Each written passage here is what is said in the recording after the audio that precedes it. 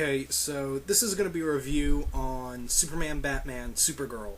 Now, first off, this is a review of the comic that's based off of, well, that the animated movie Superman, Batman, Apocalypse is based off of.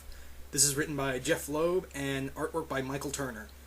Now, first off, the artwork by Michael Turner is probably the biggest thing in this book. I mean, this is there's always that one thing about comics that stand out. I've noticed this throughout a lot of comic books recently, that some things stand out.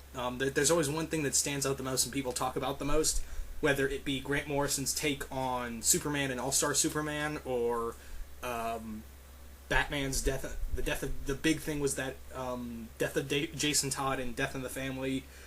This one, in my opinion, it's two things. It's the artwork by Michael Turner and the reintroduction of Supergirl. This is the two things that stand out the most. But let's get on with the artwork. Now, the artwork by Michael Turner, who passed away, rest in peace, buddy. Michael Turner, his artwork is just fantastic to look at. I mean, he's one of the few people I would actually get an artwork book, more or less an art book, and just look at it. I mean, it just looks so different. That's the thing. It's that his artwork is just so good, and he's one of those few comic book artists who can do exterior, who can do cover art and interior art, and it would look good either way. Now, Michael Turner's most known for his book known as Fathom from Image Comics, but he did this story, and he also, to my knowledge, I know he did some other stuff. He did some artwork for Marvel, but he also did the interior artwork for Superman Godfall, which I intend on getting as well. All around, this is a good book. I mean, this just shows that, yes, I'm one of those few people who still like Jeph Loeb, despite, his whole Marvel mess up. And yeah, some of his Marvel stuff I like, but for the most part, I always enjoyed his DC stuff the most. So keep that in mind, that Loeb clearly shows that he has a good handle on DC characters. Now, probably not so much on Marvel. That's debatable, but we're not here to talk about that. But he clearly shows that in this book alone, and also the rest of his DC books, but especially his Superman Batman book, his run in Superman Batman, he clearly shows that he knows how to write the two characters of Bruce Wayne and Clark Kent. Not to mention almost every DC character you see in this book, which I think is really good. I think that's a really cool thing for Loeb. I really wish he would just go back to DC, because no one gives him respect at Marvel. None of the Marvel fanboys major Marvel fanboys give him respect. But anyway, enough about Jeph Loeb. Let's get on to the book he wrote. Now, for those who don't know, or if you didn't watch the movie, because I'm guessing if you didn't read the book, you saw the movie, and we all know that this is a retelling of Supergirl's origins.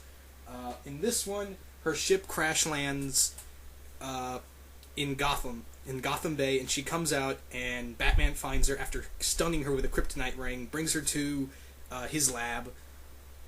The Batcave, where it's revealed to Superman that she is his cousin, but Batman doesn't trust her.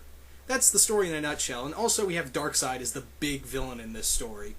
Now also, due to major there are also some, don't read the book. Read the book first before you watch the movie, because if you're there, this is about the movie is 85% accurate to the real to the Supergirl story, which I don't mind. And first off, let's get some things out of the way. In this one, Luthor. In this version, Luthor is dead. In the Jeph Loeb story, Luthor is supposedly dead. Also, we have some other DC characters in here and things that happened. It actually explains why Darkseid had an army of Doomsdays. But yeah, I think this is really cool. The one thing that I always liked about Jeph Loeb and Jeph Loeb's Superman and Batman stuff was that the inner dialogue that Superman and Batman have. The dialogue that carry the monologues basically between Superman and Batman. I think they're very cool. Because they really reflect on the characters of Batman and Superman. Yeah. This is really good. I mean, it does skip around a bit, and it just goes right into actions at some points, but that's fine with me. I don't mind a good action scene.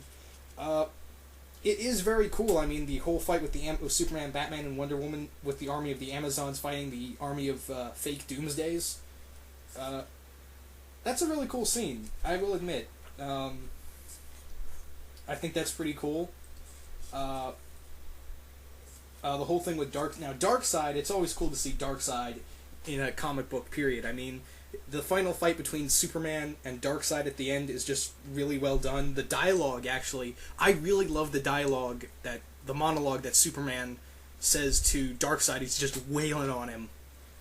I mean, like, it's a beating, like, the beating Darkseid takes in here. So I think that's very cool. I wish there was actually more of a fight between Supergirl and Superman, like we kind of saw in the movie. I also dug the fight with Barda and Wonder Woman against the Furies. I thought that was a very well done fight as well. All in all, this is a very fun book. I really enjoy it. Really fun. I mean, I enjoyed as much as the movie. It's about, if you guys are wondering the price, it's $12.99. As I said, DC books are very cheap. Yeah, DC books are very cheap. This is just the trade, actually, if you get the trade back, the paperback, I mean, it's about $12.99. This is actually, believe it or not, this is the first Superman-Batman book I've gotten. I mean, I've had separate Superman and Batman books, but I've never gotten the the World's Finest title. I guess I should call it that, the World's Finest title. This is the first time I've gotten a full trade of the World's Finest book. So this is really fun. Now, the next one I actually want to get, the one I most want to get out of the Superman Batman book is the Search for Kryptonite. I really want to get the Search for Kryptonite book. That one looks really cool. I love Sean Davis's artwork. We got Michael Green, who wrote Heroes, and I think he also wrote some scripts for Mad Men, if I'm not mistaken. I could be wrong, but that's the one I want. That's the one I want as well. I really want that trade of Search for Kryptonite. Everyone tells me that's probably one of the best of recent Superman Batman stories. I also want to get the story Worship. That looks. I recently read a synopsis on the story. That looks really cool. The story of Worship actually sounds really cool and something I wanted to see in the Superman mythos for a while.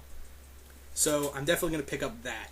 I don't know if I'm going to pick up Public Enemies, the main book, because I already know what's going to happen. I mean, not that I watched the movie, but I already knew the whole story, so I don't know if I'm going to pick the book up. Yes, I don't have the Brubaker and Jeph Loeb story of Public Enemies. Don't shoot me. However, I just want to, and I'm actually thinking about when I go to the DC books, because I'm actually dropping all Marvel titles. I mean, I'm not even going to bother with Daredevil at this point, and I'm too crunched for money, so I'm just going to move over. And since there's so many DC books out there, I really want to get into the Green Lantern ongoing, even though I want to get subscribed to Green Lantern, even though I'm reading the books, offline and all that. So actually, I'm going to start off with Superman Batman. They're doing some cool stuff in there. It looks really cool, but I also might check out Batman and Robin. Either this or Batman and Robin. I might also go with Green Arrow. Who knows what I'll pick. But yeah, this is a really good book. If you're looking for good Jeph Loeb story and really excellent artwork, I suggest pick this book up, because I just ranted for about 3 minutes. So sorry about that. But yeah, definitely pick this book up.